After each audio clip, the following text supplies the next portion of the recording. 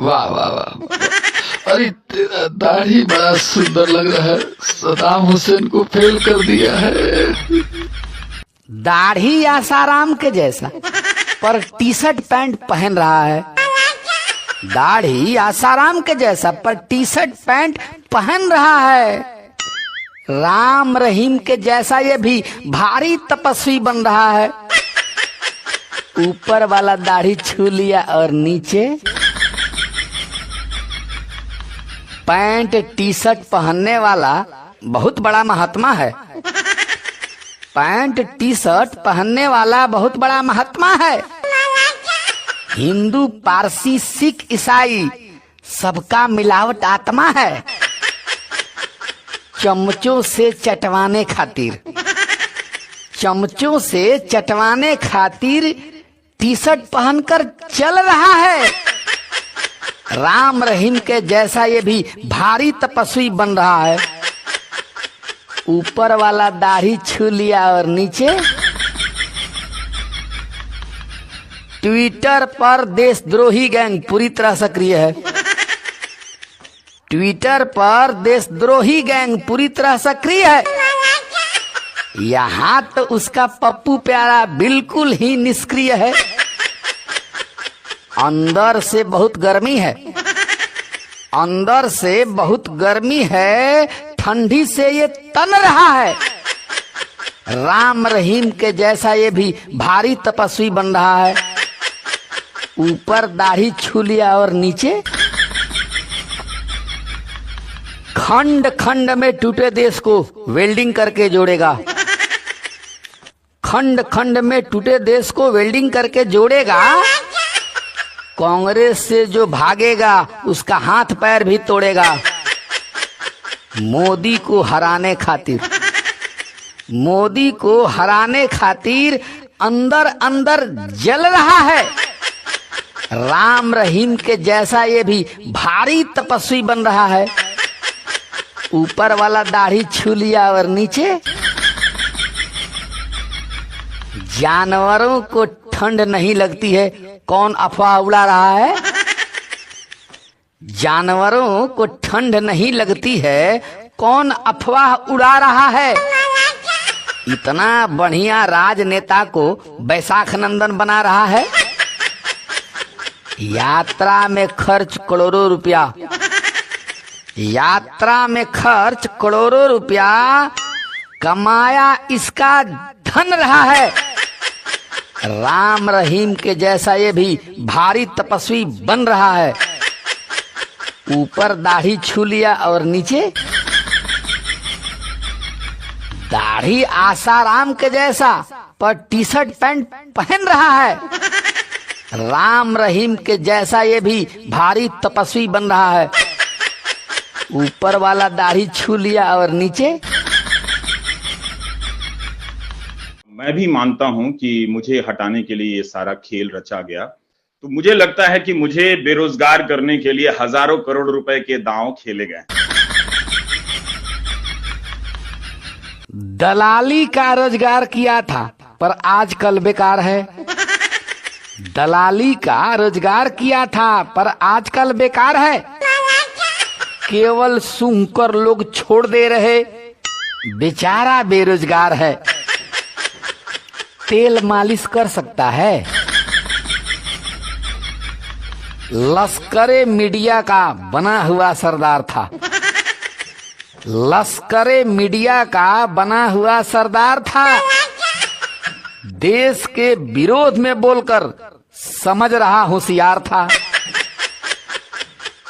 गाल धंसकर गड्ढा बन गया, गाल धंसकर गड्ढा बन गया। देखो आज लाचार है। केवल सूंघकर लोग छोड़ दे रहे, बेचारा बेरोजगार है। तेल मालिश कर सकता है। तकदीर नहीं है कोई किसी का, कर्म का फल मिलता ही है।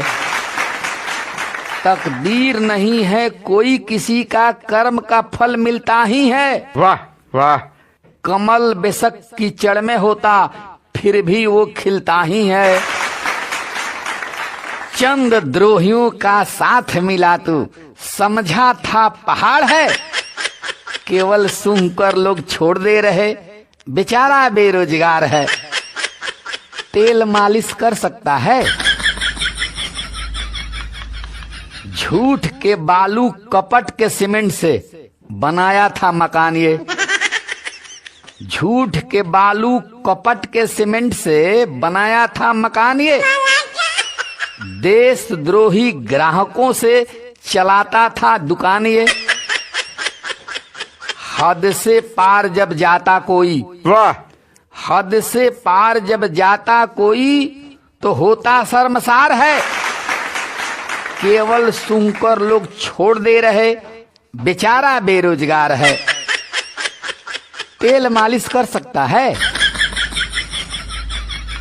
सैकड़ों चैनल भरे पड़े हैं, कोई ना इसको पूछ रहा। सैकड़ों चैनल भरे पड़े हैं, कोई ना इसको पूछ रहा। नदी के बीच में खड़ा होकर के पानी को ही ढूंढ रहा। लूट का छूट इसे मिला नहीं, लूट का छूट इसे मिला नहीं। अब मोदी की सरकार है।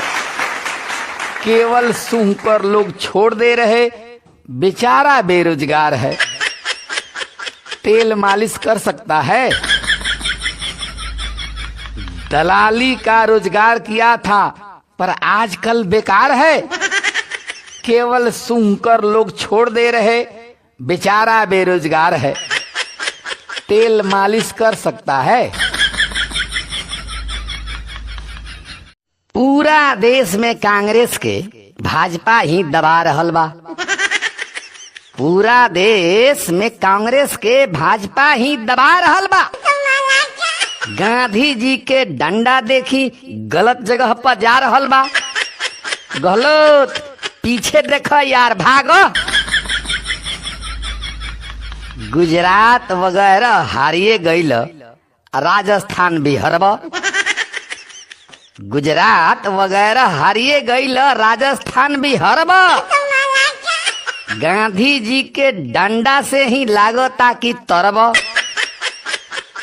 पप्पू यात्रा करके देखो, पप्पू यात्रा करके देखो, खाके खूब मोटा रहल बा।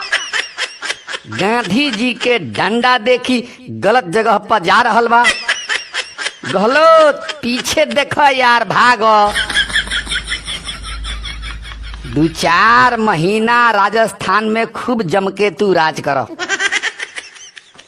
2-4 महीना राजस्थान में खूब जम के तू राज करो।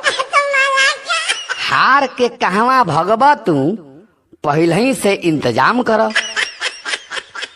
अगला साल में छत्तीसगढ़, अगला साल में छत्तीसगढ़, राजस्थान भी खा रहल बा। गांधी जी के डंडा देखी गलत जगह पर जा रहल बा। गलत, पीछे देखो यार, भागो। कांग्रेस पार्टी हरदम रहेले हिंदू के विरोध में। कांग्रेस पार्टी हरदम रहेले हिंदू के विरोध में। जल्दी बाउंड्री के बाहर जाइबा लो, निकलता ई शोध में। कांग्रेस भी एगो पार्टी रहल, कांग्रेस भी एगो पार्टी रहल, जनता ई भुला रहल बा। गांधी जी के डंडा देखी गलत जगह पर जा रहल बा। गलत, पीछे देखो यार, भागो। मुंह बाके खूबे सूतल रहलो कि खुदे खाना गिर जाई। मुंह बाके खूबे सूतल रहलो कि खुदे खाना गिर जाई। बिना मेहनत कैले हर जगह कांग्रेस पार्टी जीत जाई। हिम्मत से देखी खाड़ा बाड़े, हिम्मत से देखी खाड़ा बाड़े, तनियो सना दुखा रहल बा। गांधी जी के डंडा देखी गलत जगह पर जा रहल बा। गलत, पीछे देखो यार, भागो। पूरा देश में कांग्रेस के भाजपा ही दबा रहल बा। गांधी जी के डंडा देखी गलत जगह पर जा रहल बा। गहलोत पीछे देखो यार, भागो।